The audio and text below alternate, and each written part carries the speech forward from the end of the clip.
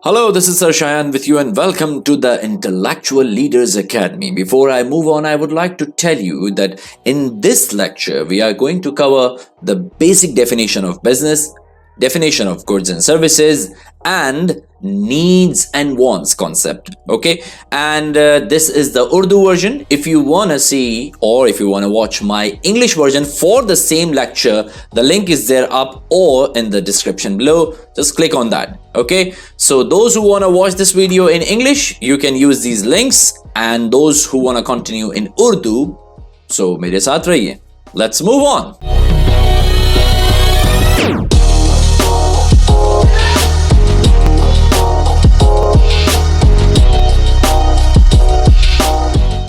Alright, as you can see on your screen that this is a business studies lesson, and today we are going to cover basic concept of business, needs and wants, but we are not going to cover scarcity in this lesson. ठीक है, scarcity के लिए मैंने एक अलग से video बनाई है, शॉर्ट वीडियो है और उसका लिंक भी आपको मिल जाएगा. ओके जी, सबसे पहली जो चीज हमारे स्क्रीन पे आप इस वक्त देख सकते हैं, व्हाट इज बिजनेस. देखो, बिजनेस का बेसिकली प्रॉब्लम ये है कि हमारे यहाँ बहुत सारे टीचर्स बिजनेस को जैसा समझते हैं वो उसकी वैसे ही डेफिनेशन देते हैं और हमारे स्टूडेंट्स बेचारे उन डेफिनेशंस पे यकीन कर लेते हैं. मैंने यहां तक भी देखा कि बिजनेस से किसी ने कहा कि भाई बिजनेस की डेफिनेशन है खरीदना बेचना. ठीक है, खरीदना बेचना, but how will you explain it. देखो, फर्स्ट डेफिनेशन जो बिजनेस की मैंने लिखी हुई है वो मेरी अपनी डेफिनेशन है. ठीक है, making a profitable relationship with your customer. Relationship आपने अपने कस्टमर से बनाना है, मगर कौन सा रिलेशनशिप बनाना है? Profitable relationship. ठीक है, making a profitable relationship with your customer in return of providing goods और सर्विसेज विच सेटिस्फाई देम. आपने उन्हें देना क्या है? आपने उनसे रिलेशन भी बनाना है, प्रॉफिटेबल भी हो, लेकिन आप उसको देंगे क्या? आप उसे गुड्स देंगे या सर्विसेज देंगे? वो गुड्स और सर्विसेज देंगे जो उसे सेटिस्फाई कर सकें. अगर कस्टमर सेटिस्फाई नहीं है तो बिजनेस नहीं हुआ, बर्बाद हो गए, जाहिर सी बात है. ठीक है जी, तो ये मेरी डेफिनेशन है, एक्सेप्टेबल डेफिनेशन है और कंप्लीट डेफिनेशन है. अगर आपको कोई दूसरी डेफिनेशन चाहिए तो आप नीचे आ जाएं. A business can be defined as an organization that provides goods and services to others who want or need them.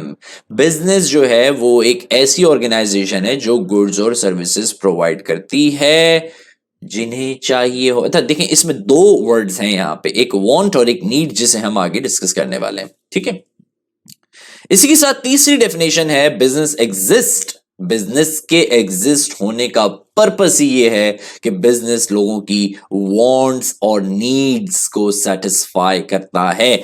अब मसला ये है कि आप लोगों ने तो पढ़ी है इंग्लिश डिक्शनरीज से, तो वांट और नीड तो दोनों एक दूसरे के सिनोनिम नजर आते हैं डिक्शनरीज में, लेकिन देखें बिजनेस में इनकी डेफिनेशन बिल्कुल डिफरेंट है, बिल्कुल डिफरेंट है. वो हम आगे डिस्कस करेंगे. ठीक है, let's move on the next slide. ऐसा हो सकता है कि कई स्टूडेंट्स जो मेरी इस वीडियो को देख रहे हैं वो ये कहें कि यार इतनी बेसिक सर पढ़ा रहे हैं.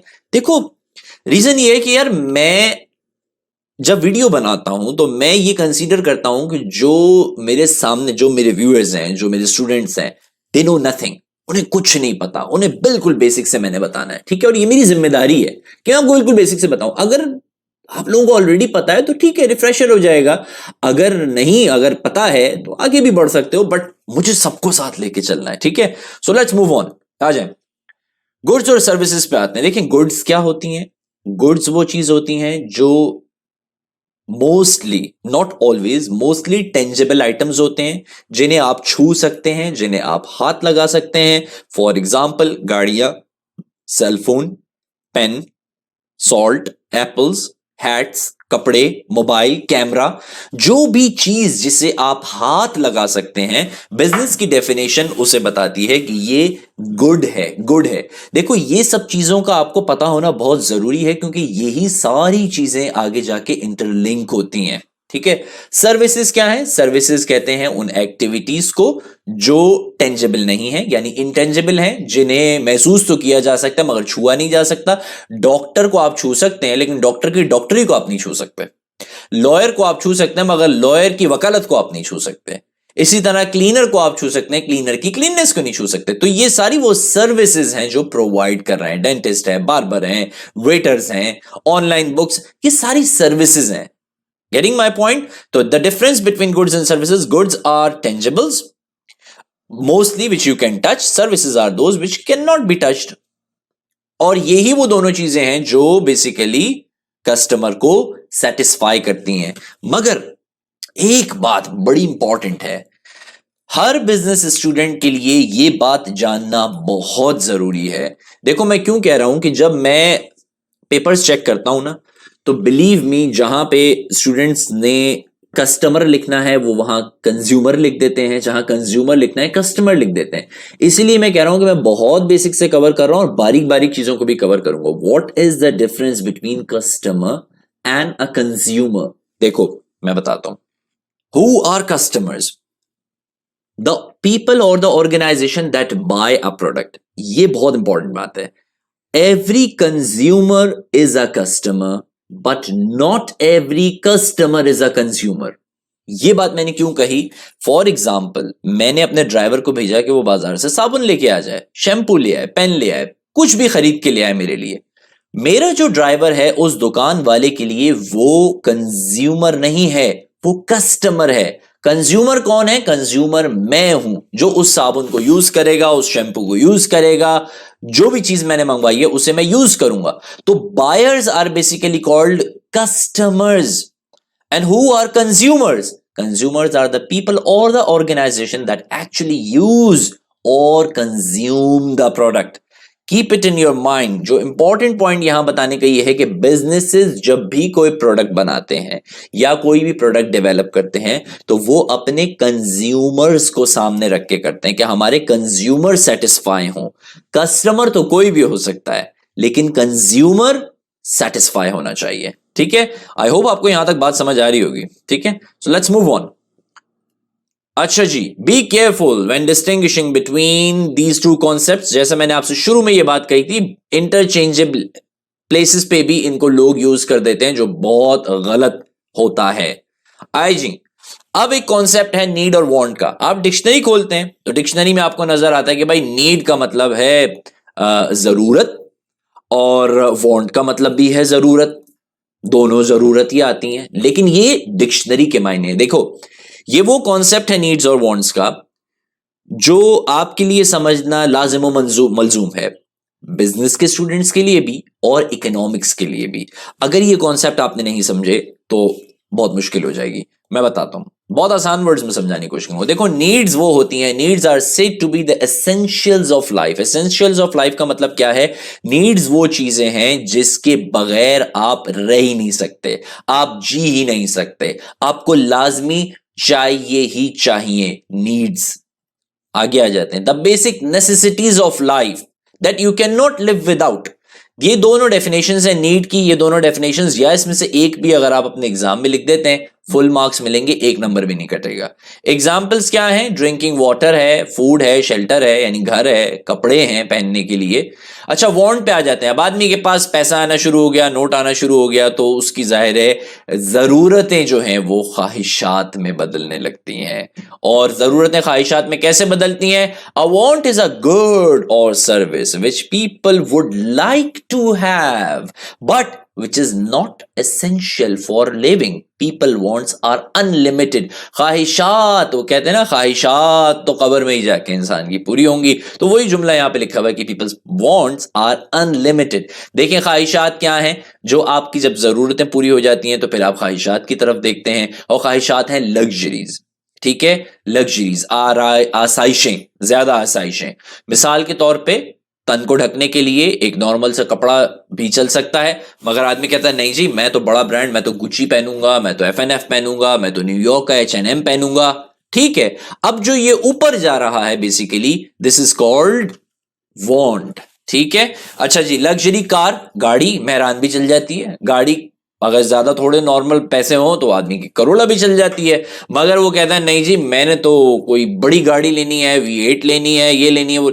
तो वो सारी वांट्स हैं। लेटेस्ट सेलफोन, एक छोटा सा नोकिया का नॉर्मल सेलफोन भी जरूरत तो चला ही सकता है, मगर हमें लेटेस्ट चाहिए, वो आईफोन 11 आया कौन सा है वो चाहिए। लग्जरी हाउसेस, तो ये सारी चीजें लग्जरीज में आती हैं, ठीक है। ये तो हो गया आपका नीड्स और wants. Needs are basically essentials of life, जिसके बगैर आप जी नहीं सकते। वांट्स वो जिसके बगैर आप जी सकते हैं, मगर वो आपकी ख्वाहिशात हैं, लग्जरीज हैं, ठीक है। अच्छा, अब मैं आप लोगों से रिक्वेस्ट करूंगा, एक पेपर ले लें और एक पेन ले लें। देखिए, साथ साथ जो पढ़ा है उसको अप्लाई करें। अगर पढ़ के जाया कर दिया तो कोई फायदा नहीं है, ठीक है। एक पेपर ले लीजिए, एक पेन ले लीजिए, पेंसिल ले लीजिए, और अब हम अपनी एक्टिविटी शुरू करने वाले हैं। और याद रखिए, ये एक्टिविटी करने के लिए आपके पास हैं 30 सेकंड, ठीक है। इस 30 सेकंड में आपने ये एक्टिविटी पूरी करनी है। तो हम आ जाते हैं एक्टिविटी की जानिब। जनाब, आपने 5 नीड्स लिखनी है और 5 वांट्स लिखनी है। 5 नीड्स लिखनी है, 5 वांट्स लिखनी है, और मेरा ख्याल है कि ये कॉन्सेप्ट अब क्लियर है। और आपका समय शुरू होता है अब।